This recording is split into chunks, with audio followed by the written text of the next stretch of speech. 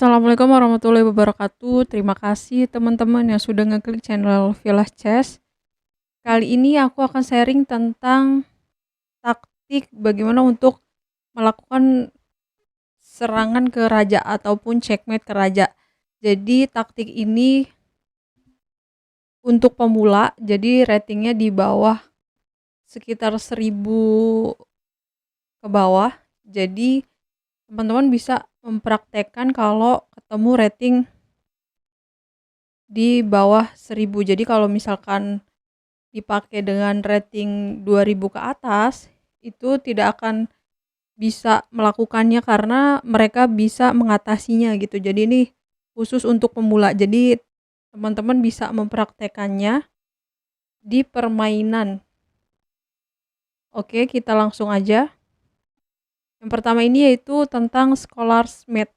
Jadi langkahnya yaitu pion E4, kemudian pion E5, menteri H5, ancamannya di petak F7 dan juga di E5. Kemudian hitam menjawab kuda C6, dijawab putih gajah C4. Di sini kalau misalkan hitam tidak kuda C6 tetapi pion G6, kita tinggal pukul pion di E5, ancamannya cek dan juga benteng di H8.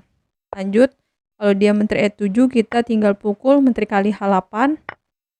Kemudian menteri kali E4 kita bisa tutup pakai kuda di E2. Kita mundur, kuda C6, lalu gajah C4. Di sini hitam berusaha untuk mengusir menteri di H5.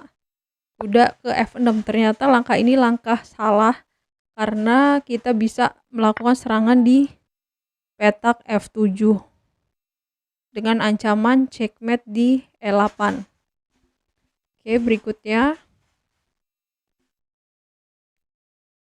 kita lihat partainya putih E4, pion E5, kuda F3, kuda C6, gajah C4, kuda F6. Di sini putih melakukan serangan di kuda G5, ancamannya di petak F7.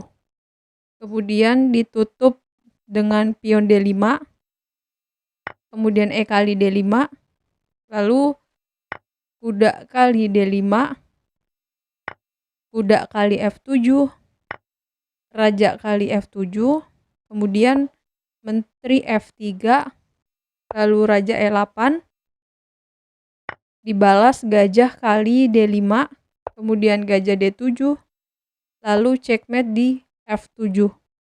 Ini partai tahun 1995. Berikutnya pion E4, pion E5, kuda F3, kuda C6, pion D4, pion F6, gajah C4, kuda G7, D kali E5, kuda kali E5, kuda kali E5, F kali E5. Kemudian putih melakukan serangan di menteri F3, ancamannya di petak F7. Dan di sini hitam melakukan langkah kesalahan yaitu pion C6. Lalu dibales gajah F7, checkmate. Kemudian kita lihat lagi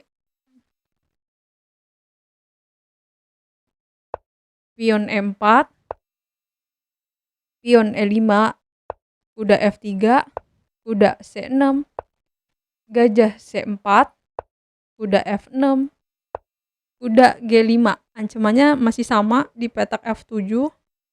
Di sini hitam melangkah kuda kali E4.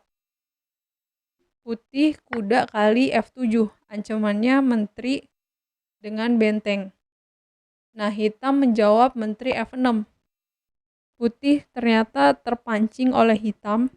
Dia memakan benteng di H8. Ternyata menteri hitam bisa melakukan checkmate di petak F2.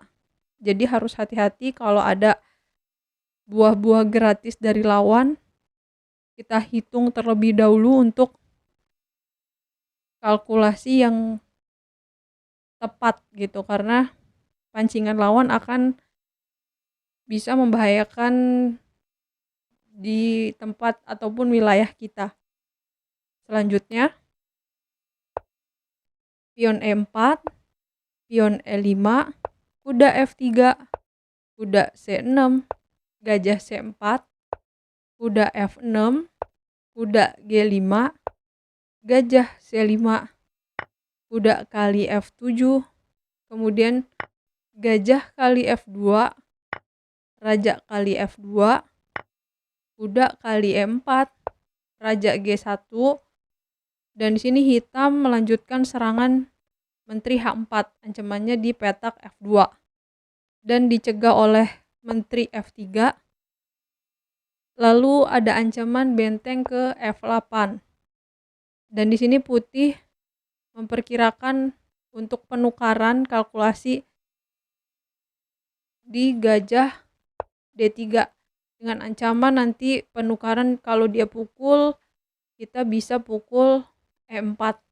Tapi kita lihat di sini ketika benteng kali F7, menteri kali E4 ternyata ada serangan di petak F2. Checkmate di raja G1. Kemudian yang terakhir pion E4, pion E5, kuda F3,